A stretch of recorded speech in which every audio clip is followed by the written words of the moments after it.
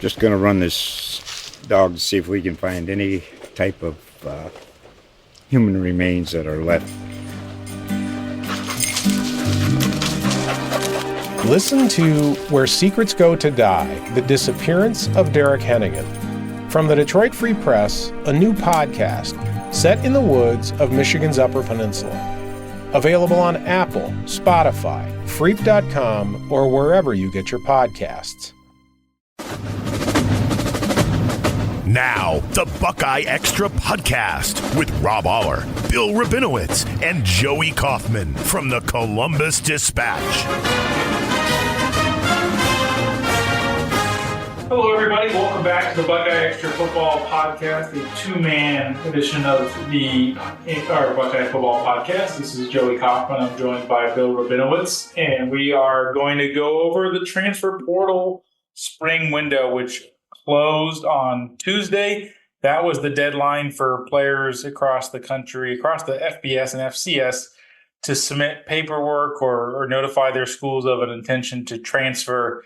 And then they are processed and put into their paperwork is processed, and the compliance officers of their school then put them in the transfer portal. So some names are still appearing in the portal on Monday or on Wednesday and Thursday. We're recording this on Thursday, May 2nd. So we've confirmed there are 6 players from Ohio State who put their names in the transfer portal. I think overall it's a good thing for Ohio State that largely their 2D depth chart that was projected for this fall is relatively unaffected.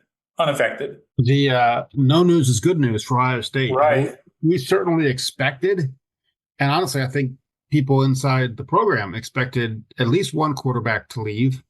Nobody did. That's probably the headline news. Of course, that's the headliner. I mean, you have 5 scholarship quarterbacks, 2 walk-ons, none of them left.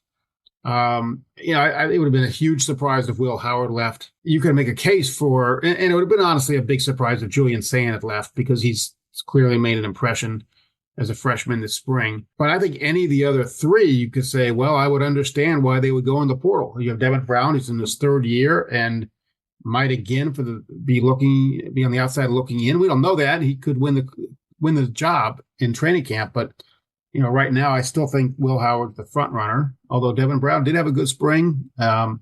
He's going to compete for it, but I do think that if I were a betting man, I would probably put my money on Will Howard, but really not. So, and I wouldn't put a lot on it.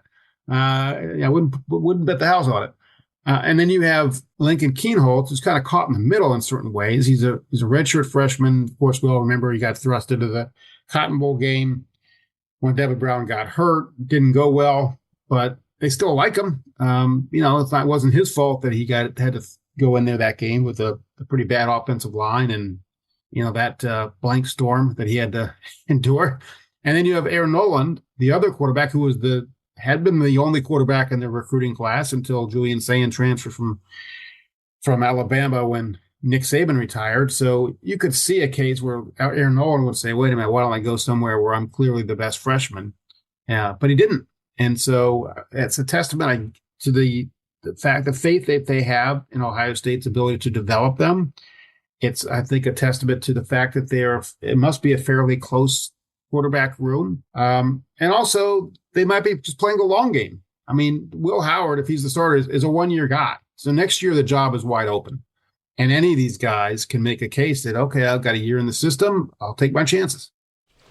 Just going to run this dog to see if we can find any type of human remains that are left. Listen to Where Secrets Go to Die, The Disappearance of Derek Hennigan. From the Detroit Free Press, a new podcast set in the woods of Michigan's Upper Peninsula.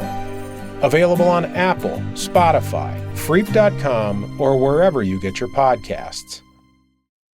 I think if you look at all these situations for all 5 scholarship quarterbacks, they had very compelling reasons to stay. I think if you were to I think each guy, I think the best move for them was to stay because none of them have to play or start this fall. I've mentioned this on past podcasts, just the way their eligibility they don't have somebody like in a Joe Burrow situation where there are 2 years of eligibility left.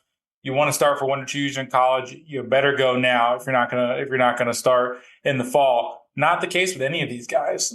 3 of the 5 scholarship quarterbacks have 4 years of eligibility. Devin Brown has 3 years of eligibility, and then Will Howard obviously is the one who does have to play, but he just got here. So that's sort of the situation, and he's still the favorite to start. So I think that's why I think the football reasons are such where if they should stay, and then you see where you are maybe in December. It seems like that is the better ideal time frame for quarterbacks to be on the move, because teams are more in the hunt for looking for starting quarterbacks. You look at the market for quarterbacks. Oregon wanted to upgrade a quarterback, so they went and got Dylan Gabriel in the winter. Notre Dame wanted a quarterback, so they went and got Riley Leonard from Duke in the winter. I think if you are somebody like Devin Brown, Lincoln Keenholz, Aaron Nolan, where you do maybe eventually transfer, just purely speculation, the better time is to do that in December, because then you go somewhere else. As Kyle McCord did, you get spring practice, you get a longer runway to the season. It's I think more difficult to transfer this time of year, and I think there are more teams who are in the market for a quarterback in the winter than they are in the spring. Yeah, I think that's all true, and I think that's a major factor in them all staying. And I wouldn't discount NIL either, obviously. I'm sure that all of them are getting decent NIL packages, maybe more than they would get somewhere else. But still, everyone expected somebody to leave. I mean, almost nobody thought, oh, yeah, all 5 are going to stick. And so that none of them said, I'm out of here and I'm going to take my chances, even though it's not ideal leaving after spring practice. It's not the biggest surprise in the world, but it is a surprise. I mean, and the other thing is, and we just touched on this, not just the quarterback, but you look at all these other positions, and they didn't lose anybody who they thought would play significant time this year. I mean, maybe Jihad Carter, but he's not really. I mean, we know that the starting safeties are going to be, barring injury, it's going to be Caleb Downs and Lathan Ransom. And you have other guys back there too. They didn't lose anybody. I kind of thought there would be I'm just throwing out names here, a Kenyatta Jackson or a Caden Curry. And I didn't necessarily expect either of those guys to leave, but guys like that who say, okay, I got to play behind Jack Sawyer and JT Tuimoloau for another year. Does it make sense for me to check out my options? And just because you enter the portal doesn't mean you have to leave. I mean, you can always withdraw from the portal. We saw with Bryson Rodgers. I think the profile of player that you didn't want to lose if you're Ohio State was the backup. Somebody who was their path to the field was blocked by somebody. In the case of Jack Sawyer and JT Tuimoloau returning and blocking the path for your second team defensive ends. But somebody where if your starter does get hurt, they would be the next man up. I think in a lot of these cases, Ohio State was losing really a third string guy. That was the case with somebody like Dallin Hayden, where he was and he may have been actually the most impactful guy who left, just because you always want depth at running back, especially in a longer season. But I think that's ultimately the win for Ohio State. You didn't lose anybody who was really going to be I think in line where if injuries came, they were going to have to maybe be plugged in. I guess maybe Enoch Famahi, just because he did it last year in the Cotton Bowl where they put him in. But I think the way that game went, I don't know if that's the solution they're looking for, even if somebody does get hurt at right guard. Yeah, I mean, Enoch Famahi, who is, by the way, a great guy, just a wonderful human being. But he never, he had his chances. I mean, that job's been open. That guard spot's been open for a number of years, and he's never won it. And then, as you said, he did start in the Cotton Bowl. The offensive line was a disaster in that game. And so it doesn't surprise me that Enoch would say, okay, let's play somewhere. My last year, let's go somewhere I can play. But no, I mean, we didn't hear his name really at all this spring, right? We kept hearing Luke Montgomery, and then we saw Carson Hinsman switch over to right guard for the spring game. Tiger Shabola played some there. We know that Josh Fryer can move there. They really have three guys in the mix at right guard, and did not seem to cycle Enoch in there at all. And it wasn't made available with the rest of the offensive linemen. So that in a way sort of hints at the pecking order as well. Right. Sometimes but on the other hand, Dallin Hayden talked to us and knew what 5 days later was in the portal. So, that's not always the best measure, but yeah, it just seemed like the coaches had decided that Enoch Vamahi was not going to be the guy. And they probably told him, look, he's a good guy. They probably said, if you want to go play somewhere, no hard feelings, go play. We wish you the best. And that's probably what he's going to do. So, but for Ohio State not to really lose anybody off there too deep is pretty impressive. Again, I'm sure NIL had something to say about that, but I would say not everything. I think Jihad Carter really would have been in that too deep rotation at safety. Yeah, if he had been healthy. That was the sort of the thing that's held him back is he didn't get much run in spring practice. It looked like an apparent foot injury because he was in a walking boot at one of the practices we saw late in spring. So it was hard to say how much of a factor he would have been this fall, but I think you would have rather had him than not, I think, for Ohio State. Certainly he rolled the dice a little bit and transferred to Ohio State a year ago, having been a 3-year starter at Syracuse and sort of an opportunity to move up another level in the sport, to go from a sort of a solid Power 5 team to one of the better Power 5 conference teams. It didn't work out, or he didn't end up starting last year. Again, injuries held him back at times, but it's sort of a chance for him to go play. But I think they would have rather had him than not, because safety is a position where you guys have been banged up in the past. We saw last year with Latham and Ramson. I mean, Jim Knowles has those guys flying around on the field. And I think you want maybe a little more depth than they have at safety right now, because they certainly are low on numbers at safety. And it would certainly, I think, behoove them to go out into the portal and try to address some safety needs, because they have room to add to the roster, and they only have 6 scholarship safeties right now. I think that total is a little misleading, because some of the corners have cross-trained at that nickel safety, and they can certainly move there and play. And Jordan Hancock, I don't count him in that group of 6 because he is officially listed as a cornerback, but he does play that nickel spot. So he's an effective safety. You have Sonny Styles as well, who is a former safety playing linebacker. But I think ideally you might want to have a little more depth than you have right now at safety, because you only have 6 guys, and 3 of them are freshmen. 2 of them are true freshmen. So it's a thin group. They not only lost Jihad Carter, but Cedric Hawkins as well. I think you said you did the count. They're at 80 scholarships right now, so there is room for them to add. There's no doubt about that. They could promote some walk-ons, like somebody like E.T. Jones, who was a safety and played a bit in the spring game, and they seem to like some guys like that. I wouldn't be surprised if Ohio State does that for some guys. Jaden Fielding's the kicker, who's a walk-on as well. You could put him on scholarship. So there are things they could do, certainly beyond just the portal to be at 85, because it feels like it's been a few years since they've actually had room to be able to elevate walk-ons, and certainly they've done that in the past with somebody like Xavier Johnson. But to go from 80 to 85, I would venture to guess that's not accomplished solely through promoting walk-ons to scholarship status. I would think they can go out to the portal and maybe bring a guy or 2 or 3 to Ohio State. The deadline to enter the portal was on Tuesday night, but it's or file your paperwork. But once you're in the portal, you can commit in here in the weeks ahead. That's not the deadline for actually picking a destination. Right. So now we know more or less what the rosters are going to be. I think it's pretty safe to say that this is a loaded team, potentially a juggernaut of a team. You look at the Buckeyes and you think, if they get the quarterback play that they hope to get, and if the offensive line continues to improve, I think we saw some improvement, and I think that's reasonable to expect, given that Josh Simmons is in his second year at left tackle, Josh Fryer's in the second year at right tackle. They have added Seth McLaughlin at center. Carson Hinsman has developed. Donovan Jackson is back. That right guard spot's a little iffy, but if the biggest problem on your team is the right guard spot, you got a pretty good team.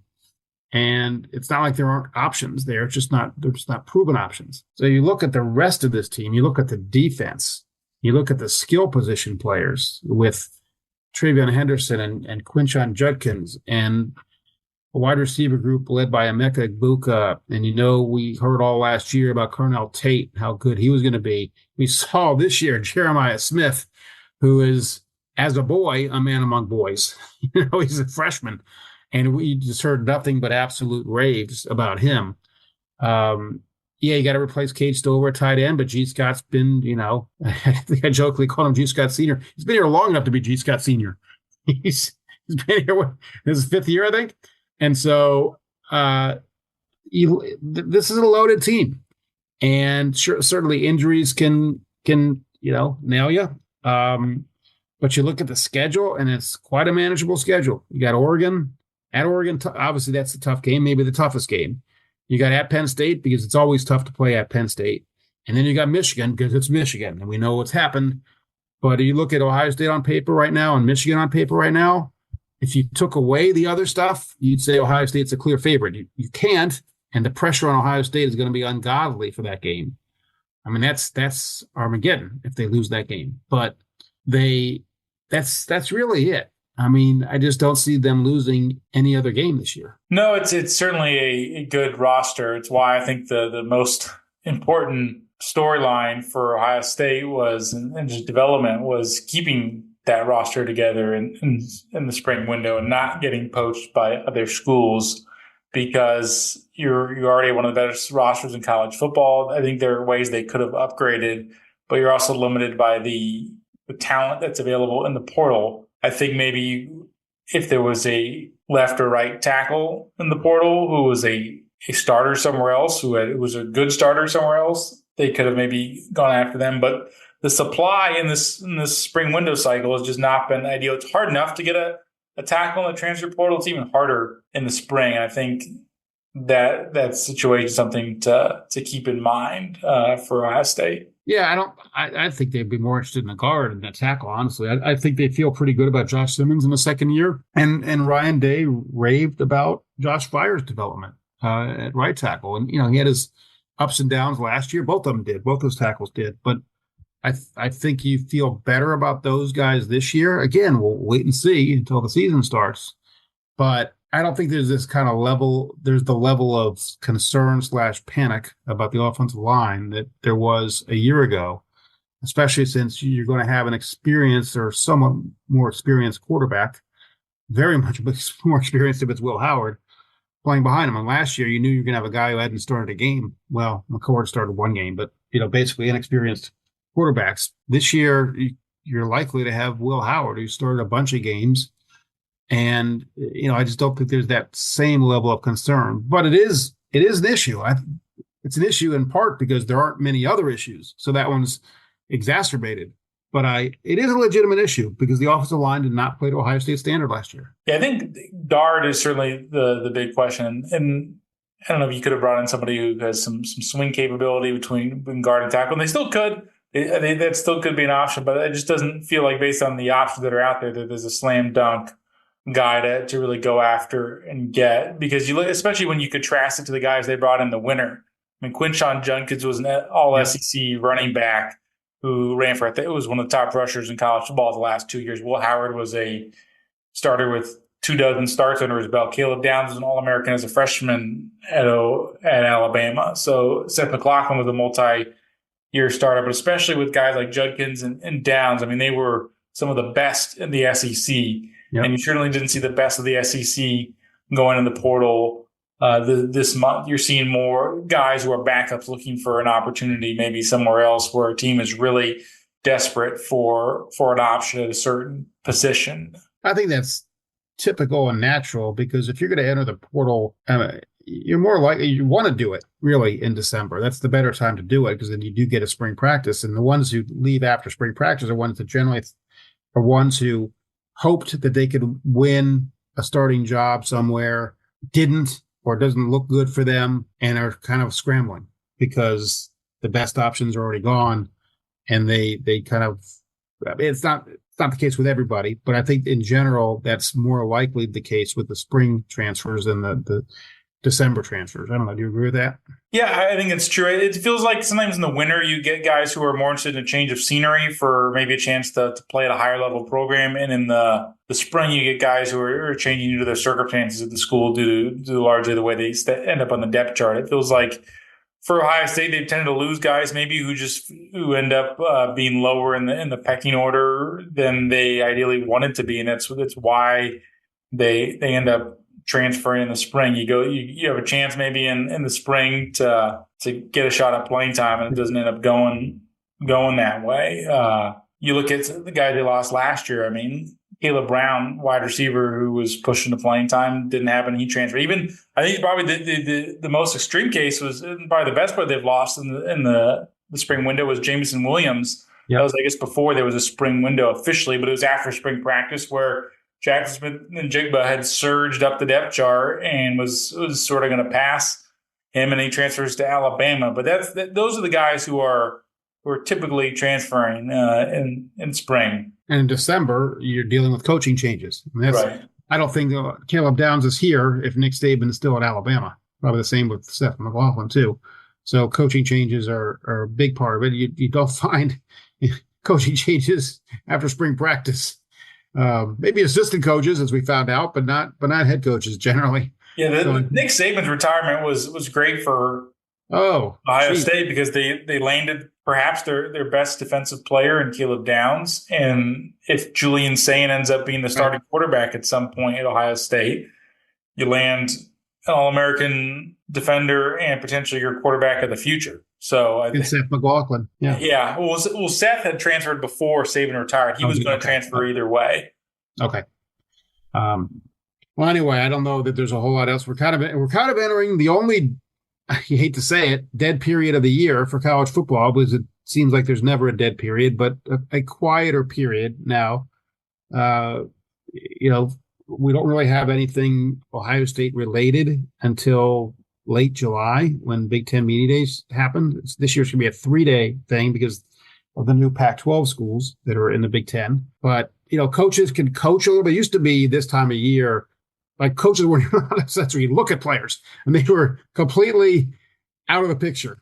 Now there is limited coaching that can go on, kind of out of sight of the prying media. It's all kind of unofficial stuff, but they're allowed to have some involvement, some coaching with their players. But it's going to happen very quietly. I don't expect a lot of news when it comes to that. It's, there's always news. And I would never say with Ohio State that we can count on a quiet period because it just doesn't tend to happen. Doesn't exist, but there's on paper, you think this might happen. So we'll still have, a lot of coverage for you, at least as warranted. We don't want to share, I guess, yet what we have, but we're working on stuff. We got stuff in the can. It's enjoy your spring and summer, the rest of your spring and summer. So it's a 80-degree day here in Columbus. So good, nice day for folks to do things in their yard or go outside rather than. And can I wish a happy birthday to a very special? You know where I'm going with this. I do, but I think it's worth a mention. It's a slow period. If her birthday were in September, I probably wouldn't take the time. But it's Ellie Rabinowitz's birthday today. 6 years old, which makes her middle-aged. I'm talking about my dog, 6 years old, and just the greatest dog in the world. So I'm going to go play with Ellie and enjoy her. I think Graders has the bark night out. They have their dog thing tonight, so it's perfect. Oh, it's perfect. And I got a free Sunday coming. It means I just had my birthday, so this could be a glorious day. Good for Ellie and good for you. Yes, I think that's a good way to wrap it up, Joey. Well, I'm glad we had to say happy birthday to Ellie, who is a good dog. I've met Ellie; she's very nice. Yeah, she's a peach. All right, send us home, Joey. Thanks for listening to the BuckeyeXtra Football Podcast. As always, if you like us, make sure to give us a good review, 5-star review on Apple Podcasts. It helps us attract more listeners, especially as we sort of gear up for the next football season always helps. And as always, subscribe to the Dispatch, which helps you read all of our coverage, free and subscriber only. Thank you as always for listening, and we'll be back in your podcast feeds in the near future. Thanks for listening. Be sure and subscribe to the Buckeye Extra podcast in the iTunes Store, the Google Play Store, or on Stitcher. Just going to run this dog to see if we can find any type of human remains that are left. Listen to Where Secrets Go to Die, The Disappearance of Derek Hennigan. From the Detroit Free Press, a new podcast set in the woods of Michigan's Upper Peninsula. Available on Apple, Spotify, Freep.com, or wherever you get your podcasts.